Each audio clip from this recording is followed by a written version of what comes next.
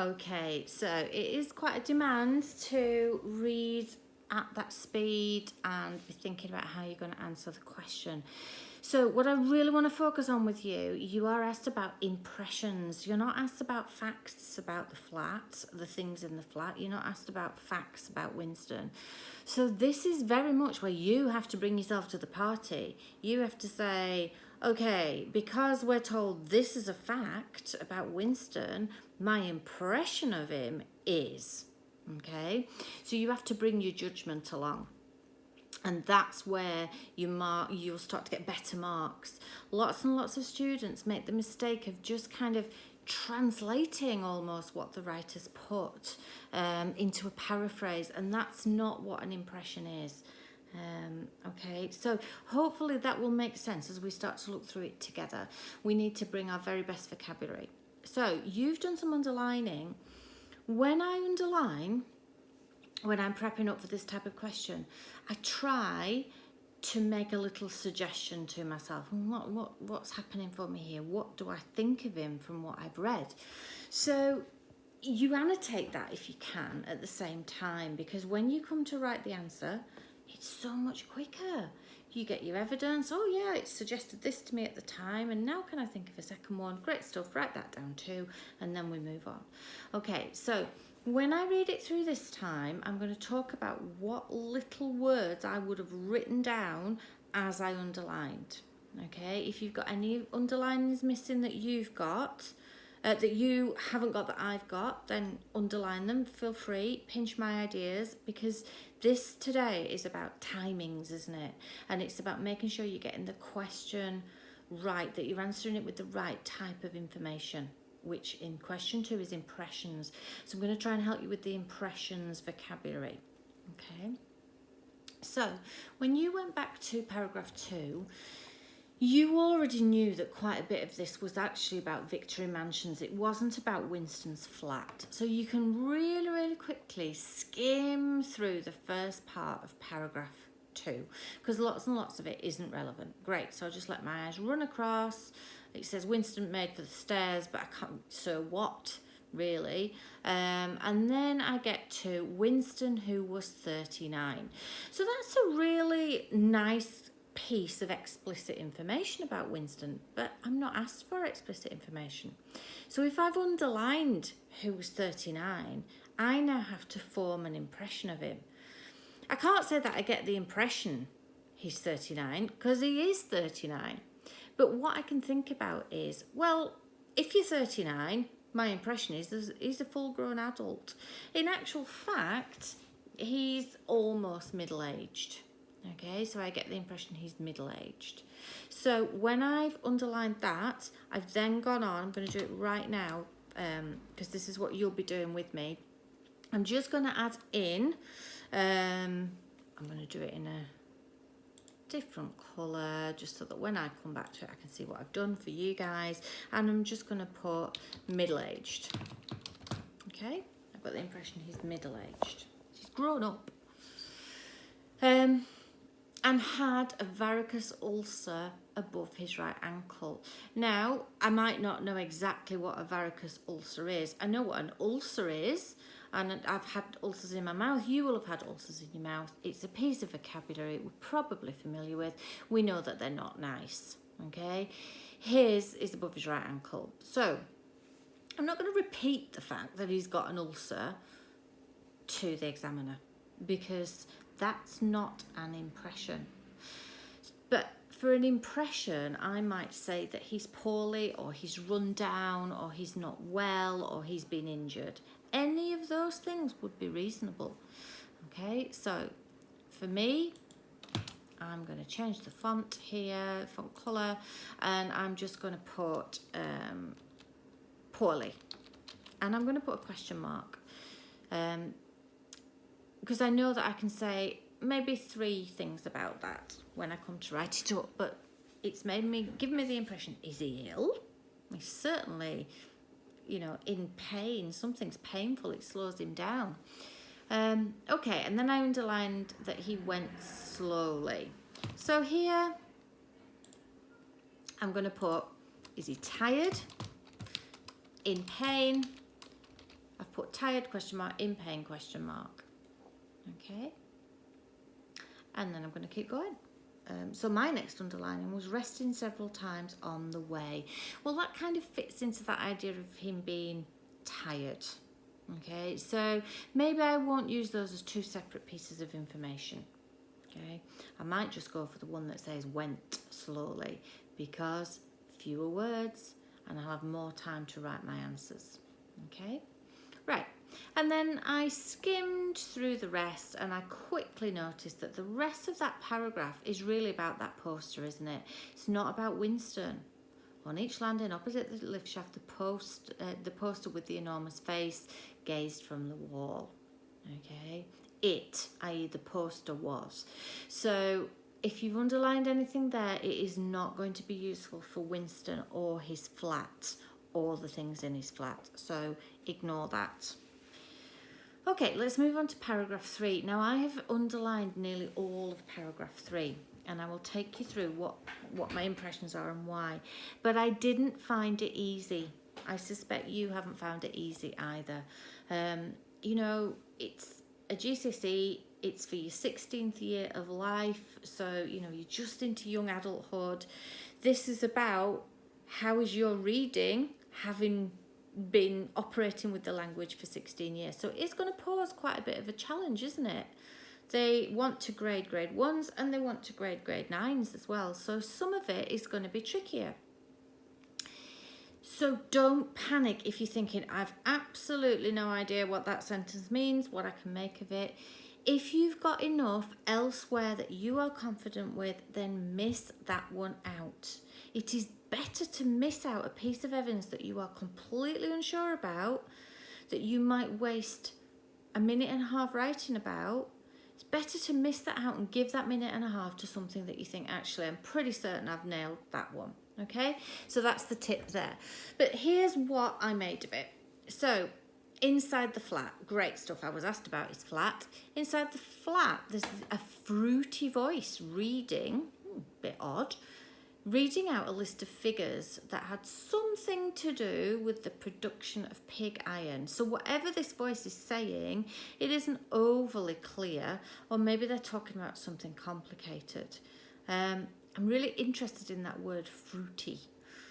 The idea that this sounds kind of juicy and plentiful and exciting, and yet they're talking about pig iron, which is the most basic of all the irons. You might not know that, but you know, iron is not often like an attractive, decorative kind of thing that we all get excited about, is it, if it's on the news? So there's a bit of a mismatch between this fruity voice making something sound like they're talking about something lush and amazing and brilliant, and the fact that they're talking about pig iron. So what's my impression of his flat? Well, certainly that there's something odd going on. There's certainly a voice talking about something really boring. Okay, so that's the fact of the flat. So what impression do I get? Well, it's kind of a confusing place. When he gets there, there's already a radio or a TV or an intercom system on. That sounds odd to me for a flat. So at least I could say my impression is that the flat is rather odd because there's a voice talking when he gets there. Okay, at the very least I could say that. Okay, it might be one of those where I say, do you know what, I've got loads of other evidence, I'm going to miss that one out because I don't quite know what my impression is. Okay, so let's move on. We have to make a decision for ourselves, don't we? The voice came from an oblong metal plaque. So in his flat there is an oblong metal plaque that has this voice coming out of it, and it looked like a dulled mirror. So it wasn't a dulled mirror, but this plaque looked like one, and it formed part of the surface of the right hand wall. So it sounds a bit like science fiction, doesn't it? He's got, in this house there's a wall, but part of that wall is made up of this oblong metal plaque. Now, in the last few years, where we've all started to attach in our TV screens to our walls, that might not sound so odd to you, but when this was written, that was certainly odd, that you could have something very flat on the wall that was kind of speaking and maybe showing some pictures as well. Okay, so you might read that differently to the way I read it then. But the fact that it's not described as a TV, So there's something there that you could get an impression of. At the very least, you could say, again, it's something rather odd. It sounds unusual. I get the impression that the things in this flat are unusual. They're not familiar to me in my everyday life. If you want to miss that one out because you think, actually, I've got 5 that I'm really happy to write about, you go for it, okay? The next sentence, Winston turned a switch and the voice sank somewhat, though the words were still distinguishable.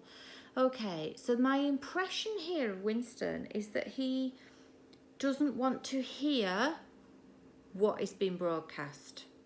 So my impression is that he is irritated by it, maybe, that's possible. He's bored by it. He's confused by it. Okay, or my impression is that he likes silence. So I can say some impressions of him. So again, as I'm annotating, when I first read that, what could I have put? Well, I could have put that he's irritated, likes silence. Okay, I would have just put one thing to remind me. Okay, and then I move on. The instrument. So now that instrument that's attached to the wall is described as a telescreen. It was called. It could be dimmed, so the brightness could be moved down. You know what dimmed is, but there was no way of shutting it off completely. So can you imagine a really boring channel on your TV, and you can't shut it off 24 hours a day? So this flat, what's the impression of the flat? It's maybe not a comfortable place to be. It's maybe not a nice place to be. Okay, not comfortable, uncomfortable, not nice. I could have annotated. Okay. He moved over to the window. Well, it's got a window, but that doesn't give me an impression of the place, does it? That it's not very rich for talking about. But then I hear some things about Winston, so I could really do with saying some more things about Winston. I've only said a couple of things so far, and I need to do all 3 bits of the question. A smallish, frail figure. Frail, my impression is that he's weak. And I could think, earlier he had the ulcer on his leg. He sounded poorly. So maybe he's in bad health. Okay. Maybe he hasn't eaten well. The meagreness of his body merely emphasised by the blue overalls, which were the uniform of the party. Now, I know this because I'm 1,000,001 years old. You guys might not know this. Depends how good your general knowledge is. If you've got the general knowledge, use it in the exam, please. If not, you can learn from me today. You never know when you might come across these blue overalls in literature again. If you had no idea in the exam and I wasn't there, miss it out. So the blue overalls, which are the uniform of the party. Now, blue overalls are a bit of a signifier. They're a bit of a signal or a symbol for people who do jobs where they need to cover up their normal clothes. They have to wear an overall because their job is dirty. Okay, they would get their normal clothes dirty. It's often one of the signs of people working in lower paid jobs. Okay, so it looks to me like he does a job that is dirty, that is unpleasant. You could certainly get that from the fact that he wears overalls. Okay, you don't need to know. We're given the detail that the uniform of the party, that's the political party, but that's difficult to read without knowing the novel. So I would have ignored that bit if I didn't know the novel. I'm not going to comment on it here. I'm just going to comment on the fact that he's wearing blue overalls because it tells me the sort of job he does. I get the impression that he does a job that is dirty. He needs to keep his normal clothes clean. Okay. Then I'm told his hair was very fair. So I don't want to just repeat that back, that he might have fair hair or blonde hair or white hair. And I also want to be really careful. I don't want to be prejudiced about people. So if his hair is fair, kind of, so what, really? It doesn't really tell us anything about the sort of person he is, does it? and getting the impression that his hair is blonde is not particularly high scoring because it's just a paraphrase. So be careful when you see details like that. His face is naturally sanguine or sanguine. I don't know how to pronounce that. I ought to have looked it up really while you were doing your little underlinings. I think sanguine generally means that it's kind of a nice, pleasant looking face. Okay? But you're on Google. Have a little look. Okay? Now, if I really didn't have a hunch about what that word meant and I was sitting in the exam, I would have ignored that. I wouldn't have guessed it. Okay? I'm just going to double check now actually what sanguine or sanguine means for you, just so that I can correct myself as well. Oh, optimistic or positive, yeah. So he doesn't look grumpy, fed up. He kind of looks peaceful, maybe. Right, okay. But we all know about soap. We all know about how horrible some soaps make our skin feel. We will have a sense of blunt razors. Here's some impressions that we can make. His skin is roughened by coarse soap. Why isn't he buying more expensive soap? It tells me something. It gives me an impression he can't afford it. Okay? Or it could give me the impression that he's not interested in how his skin looks. Okay? That he's not vain. And blunt razors. Now, if you gentlemen have started shaving, then you might well know that dragging a blunt razor across your face is not a very nice thing. It really makes your skin sore. So, again, why can't he buy sharp razors? Why are his razors not sharp? Is it because he's poor, he's low paid? Is it because he's saving up to buy something else? All of those impressions are possible, aren't they? Okay, right, so I've gone through it. It's taken me a little bit of time to go through it, obviously, but it's time for you to write this up now, and actually that will be a really quick process. You're going to use 5, 6 or 7 minutes depending on how long it took you to do the reading, but what you're definitely going to do is you're going to use in the questions the little sentence stem that I've given you. So it says the phrase, you can use the phrase the first time, then quote it, suggests he's tired and he might be poorly, and then if it's a really interesting quotation with the word, with the noun ulcer, further suggesting that this is a really painful piece of skin that isn't getting any better. If you know about ulcers, they take a long time to get better. Okay, so that is there in the tips for you. Go and use your 5 to 7 minutes now, and I want 5 pieces of evidence at least, and 7 if you can, please. Okay, I'll see you on the other side, which might be tomorrow for some of you, or it might be that you want to keep going and get it done today. Okay, I'll see you soon.